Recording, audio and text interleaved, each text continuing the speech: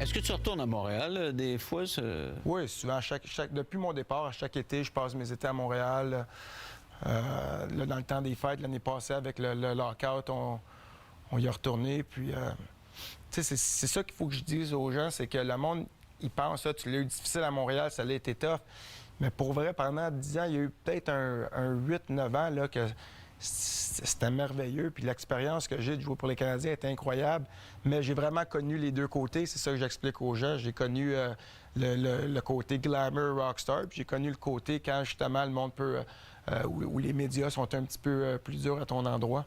Parlons du côté rockstar. Tu as gardé des amitiés dans le domaine de la musique, dans le domaine du golf, dans le domaine dans toutes sortes de domaines. Tu es comme à l'aise avec les rockstars ou les big stars. Bien, les big stars, je sais pas, mais avec le temps, j'ai eu des connaissances exceptionnelles. Comme dernièrement, j'étais allé jouer au golf avec Ricky Fowler, qui demeure en Floride. J'ai joué une ronde de golf avec. On garde contact. Dans le domaine de la musique, bien, c'est sûr, tous nos artistes québécois, je les ai côtoyés de mon séjour à Montréal. Simple Plan, des gars de Montréal, c'est des bons amis, des amis que je leur parle assez souvent.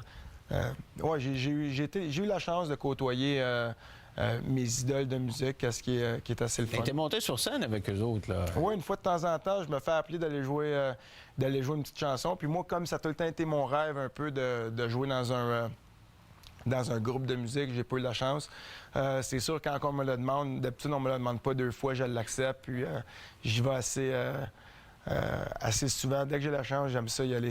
Là, je vois que tu as des tatouages. Est-ce que c'est ton influence rock? Ça fait combien de temps que tu as fait tes tatouages? Ah, ça fait quand même assez longtemps. Je dirais, ça a été fait à Denver.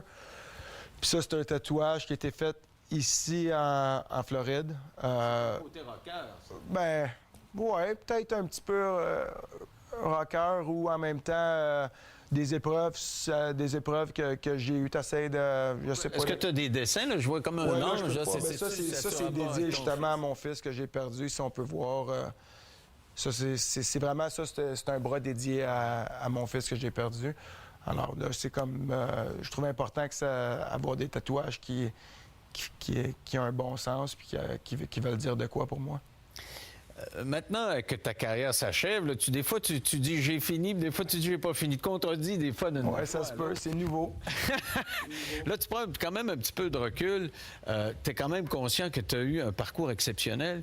Est-ce que quand tu étais jeune, tu pensais que tu allais avoir ce parcours-là? Avant d'enregistrer, tu me racontais que Trétiac, qui t'avait accueilli dans une école de hockey, t'avait déjà montré du doigt, puis t'avais dit à 13 ans, tu vas dans la Ligue nationale de hockey, puis tu vas être une des grosses vedettes de la Ligue nationale. Toi, étais-tu habité de ce sentiment-là, jeune?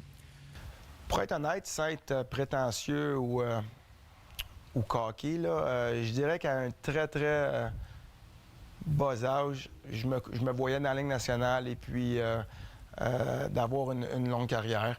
Et puis quand Trétiac, c'est sûr, j'avais 12 ou 13 ans et il a fait une entrevue, ils m'ont pointé du doigt. Je savais que j'étais dans la bonne direction, mais je me voyais toujours. J'ai fait toutes les étapes nécessaires. J'étais fait partie de l'équipe Canada Junior. On a remporté la médaille d'or à 19 ans. Et puis j'ai fait le cheminement nécessaire pour y croire. Depuis que j'avais peut-être 7-8 ans, j'étais vraiment focusé que je voulais jouer dans la Ligue nationale. Et pas juste jouer, je voulais avoir une longue carrière. Alors, pour moi, j'avais des buts précis. Je voulais remporter le trophée Vézina. Je voulais remporter la Coupe Stanley. Pour moi, c'était important d'être pas juste jouer dans la Ligue nationale, mais je voulais être le meilleur.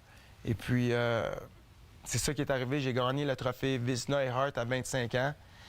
Ça m'a un peu ralenti parce que je l'ai gagné plus jeune que ce que je me voyais. Je me voyais... Tu l'avais pas prévu comme ça. Je me voyais avoir un peu plus d'apprentissage et puis de peut-être me développer vers les 28-29 ans.